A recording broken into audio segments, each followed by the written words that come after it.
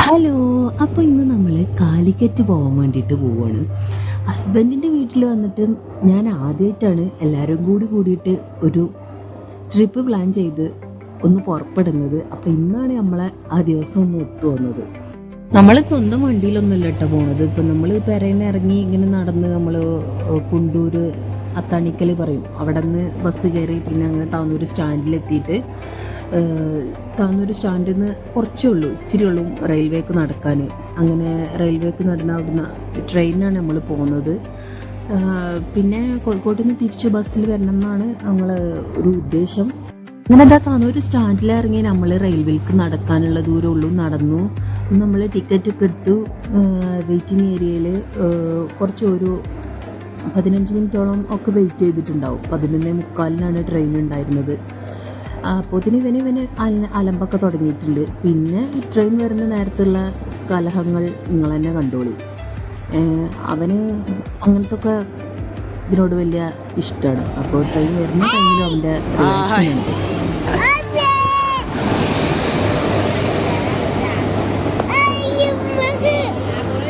അവൻ ഇങ്ങനെ ചാടി കളിക്കന്നെ, ഇതൊന്നും നിർത്തിയിട്ടില്ല കേട്ടോ. അവൻ്റെ ഒച്ചപ്പാടുകൾ ഇങ്ങനെ ഉണ്ടാക്കിക്കൊണ്ടിരിക്കുകയാണ്. അങ്ങനെ നമ്മൾ ട്രെയിനിൽ കയറി വിൻഡോ സൈഡിൽ ഇരിക്കുമ്പോൾ അവനക്കൊരു പ്രശ്നമില്ല. അതല്ലാത്ത ടൈമിൽ നമ്മൾ കയറി പാടൊന്നും സീറ്റൊന്നും കിട്ടിയിട്ടുണ്ടായിരുന്നില്ല. ഇവന് ഭയങ്കര അലമ്പ്. ഇവനക്കൊരു ഭാഗത്ത് നിൽക്കാനേ പറ്റില്ല.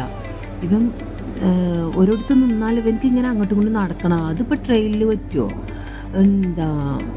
അങ്ങനെ കോഴിക്കോടെത്തി. നല്ല തിക്കും തിരക്കുമായിരുന്നു കേട്ടോ ട്രെയിനിൽ. കോഴിക്കോടെത്തി. നമ്മൾ ഫസ്റ്റ് തന്നെ ഫുഡ് കഴിക്കാനായിട്ട് ഫുഡ് ഏരിയയ്ക്കാണ് പോയത്. ഇവിടുന്ന് കുറച്ചങ്ങോട്ട് ഒന്ന് നടന്നപ്പോൾ തന്നെ ഒരു ദീവാർ ഹോട്ടൽ കണ്ടു. അങ്ങനെ പിന്നെ ഫുഡ് കഴിച്ചിട്ട് പോകാമെന്നുള്ള തീരുമാനമായിരുന്നു. അങ്ങനെ നമ്മൾ ഫുഡ് കഴിക്കാൻ വേണ്ടി പോയി. ബിരിയാണി ആയിരുന്നു പറഞ്ഞിരുന്നത്. ഒരാളോട് എന്താ തിന്നതെന്ന് ചോദിച്ചപ്പോൾ പപ്പുമാണ് ഇത്രേ തിന്നുന്നത് അവൻ.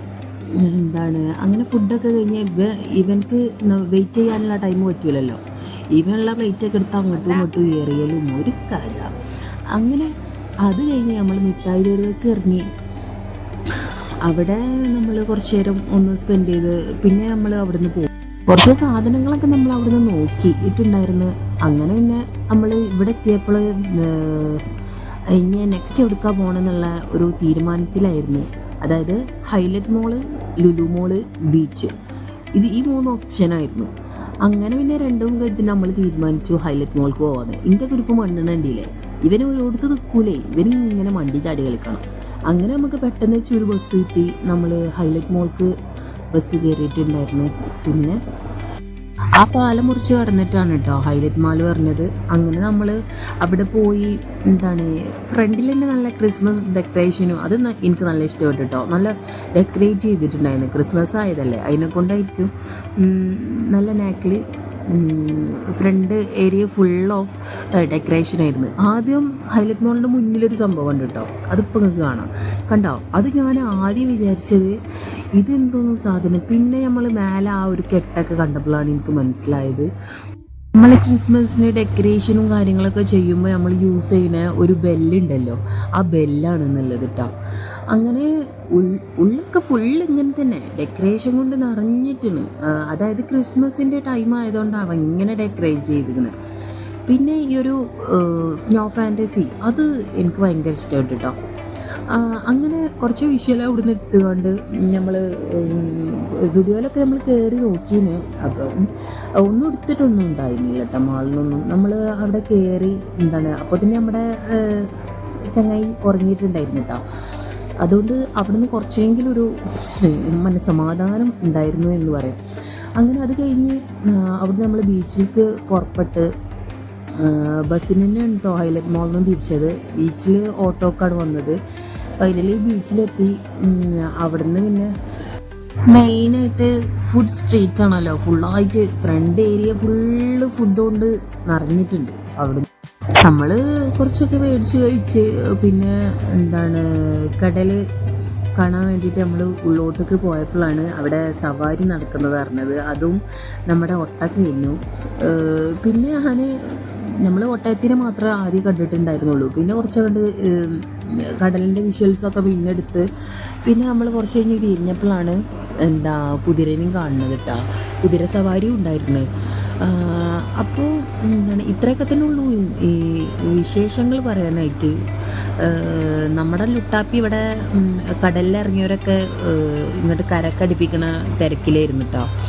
അതായത് എൻ്റെ മകൻ ഇപ്പം കാണാം, അവന് എന്താ പറയുക, ഇങ്ങനത്തെ ആനിമൽസിനോടൊക്കെ ഭയങ്കര ക്രഷുള്ള ആളാണ്. ഇപ്പോഴത്തെ പ്രായം അത് തന്നെയാണല്ലോ. അപ്പോൾ അവന് പിള്ളേരൊക്കെ കടലിലേക്ക് ഇറങ്ങിയിട്ടുണ്ടായിരുന്നു. അപ്പോൾ അവരൊക്കെ ഇങ്ങനെ വിളിച്ചു വരുത്താണ് കരക്കടിപ്പിക്കാൻ.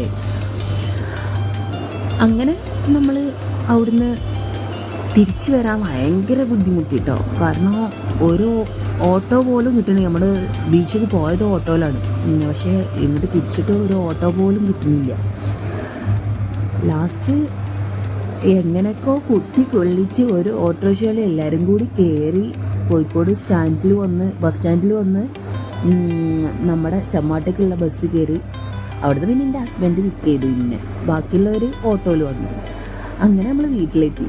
അപ്പോൾ ഈ ഒരു ചെറിയ വ്ലോഗ് നമ്മുടെ കോഴിക്കോടിലെ യാത്രയായിരുന്നു കേട്ടോ. ഇത്രേ ഉള്ളൂ. അപ്പോൾ നിങ്ങൾക്ക് ഇഷ്ടപ്പെട്ടാൽ ലൈക്ക് ചെയ്യാനും ഷെയർ ചെയ്യാനും സബ്സ്ക്രൈബ് ചെയ്യാനും മറക്കണ്ട. അപ്പോൾ നെക്സ്റ്റ് വീഡിയോ ആയിട്ട് വീണ്ടും കാണാം. ബൈ.